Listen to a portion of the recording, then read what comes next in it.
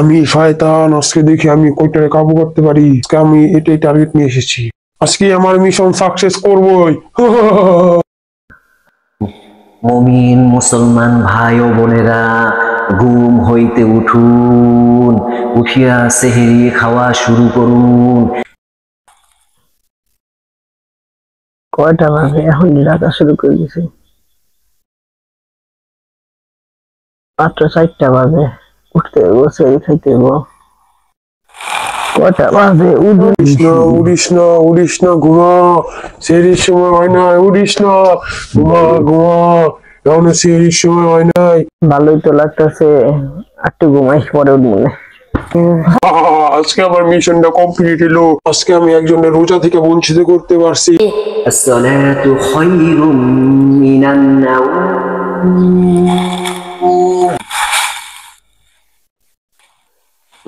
কি একবার আজান দিয়ে দিল? কয়টা বাজে? হায় হায় হায় হায় হায়, আজকে আমার রোজাও গেল, নামাজও গেল।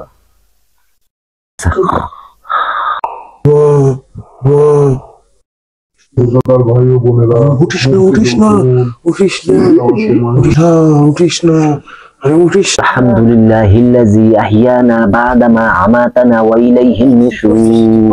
নিশ্চয়ই মনে আমার শয়তান ধোঁকা দিতেছে। বিল্লাহি মিনাশ শাইতানির রাজিম। কি বললি তুই? বলে গেল। প্রিয় মুহাম্মদ,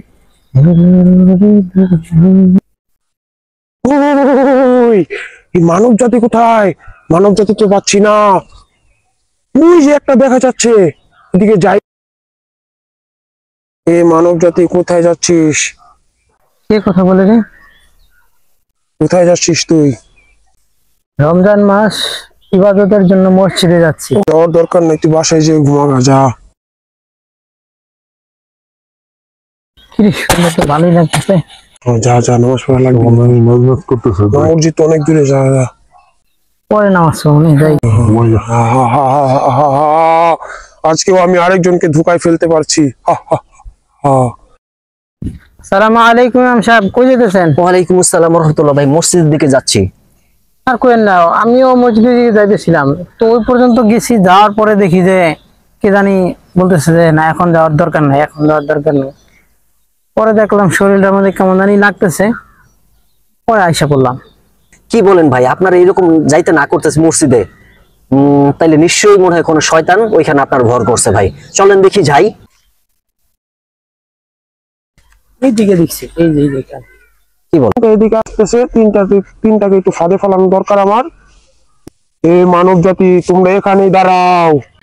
দেখছেন হুজুর, দেখছেন?